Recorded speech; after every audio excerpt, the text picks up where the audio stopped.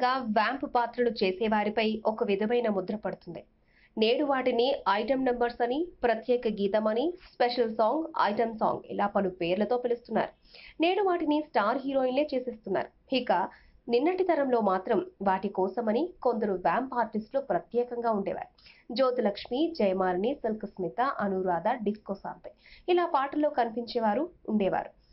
ఇక వ్యాంపు తరహా క్యారెక్టర్లను చేయడానికంటూ పులుసు అని పిలువబడే వై విజయ, నేటి బోరింగ్ పాప జయలలిత, జ్యోతి, రమ్యశ్రీ, ముమైత్ ఖాన్, షకీలా, అల్ఫాన్సా వంటి వారు ఉంటున్నారు. ఇక నిన్నటి తరంలో ఫేమస్ అయిన ఓ నటి గురించి ప్రత్యేకంగా చెప్పుకోవాలి. ఆమె మంజు భార్గవి. మంజు భార్గవి తల్లిదండ్రులు తెలుగువారే.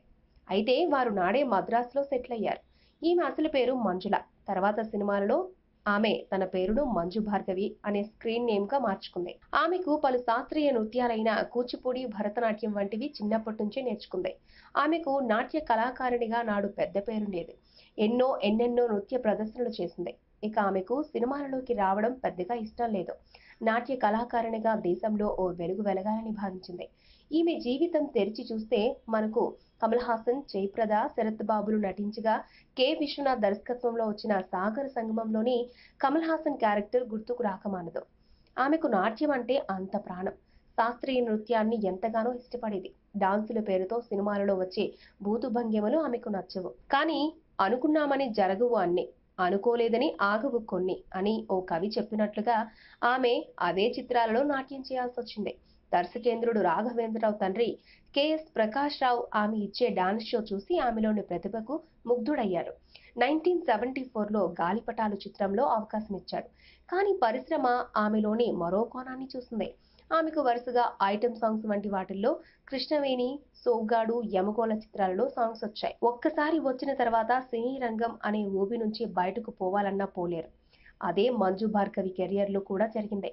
అక్కినేని, జయలలితలు నటించిన నాయకుడు, వినాయకుడు చిత్రంలో పూర్తి తరహా వ్యాంపు పాత్ర ఆమెకిచ్చారు.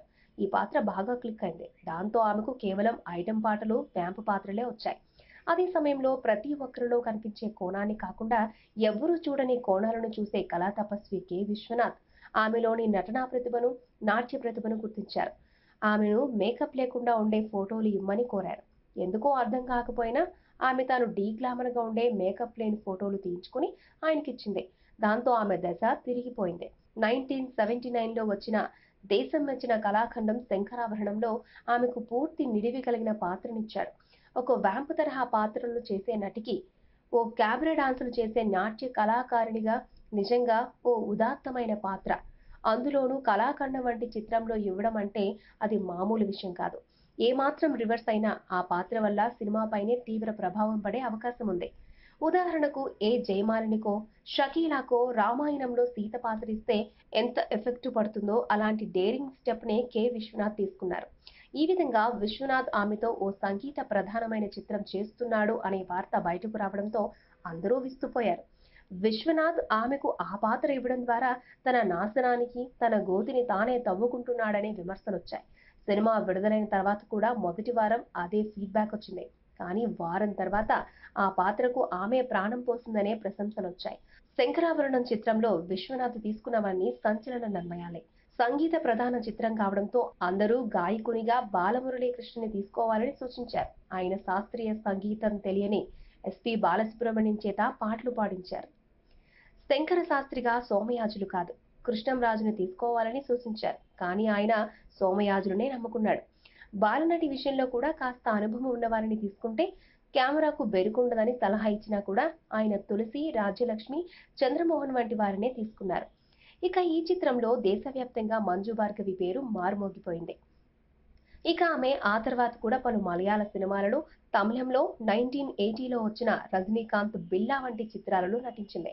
దాంతో ఆమెకు అటు వ్యాంపు తరహా పాత్రలు ఇవ్వలేక, ఇటు శాస్త్రీయమైన నిండైన పాత్రలు ఇవ్వలేక రెంటికి చెడ్డ రేవడిలా ఆమె కెరియర్ మారింది. మరో ముఖ్యమైన విషయం ఏంటంటే ఆమె ఎత్తు 6 అడుగులు. నాటి హీరోలలో ఆమె విషయంలో అంత హైట్ ఉండేవారు ఎవ్వరూ లేరు. దాంతో ఆమె పక్కన నటిస్తే పొట్టిగా కనిపిస్తామని ఆమెతో చేయడానికి అందరూ నిరాకరించేవారు.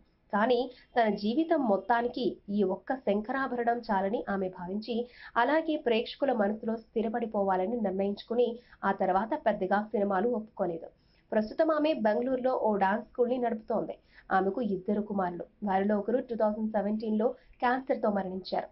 ఇక తన డాన్స్ స్కూల్ నిర్వహణ, శాస్త్రీయ నృత్యాల ప్రదర్శనల వల్ల ఆమెకు సినిమాలలో నటించే సమయం కూడా లేదు. కానీ కన్నడ కంఠీవర రాజ్ కుమార్ ప్రత్యేకంగా కోరడంతో ఆయన కుమారుడు శివరాజ్ కుమార్ హీరోగా నటించిన తొలి చిత్రంలో అతనికి తల్లి పాత్రను చేస్తుంది.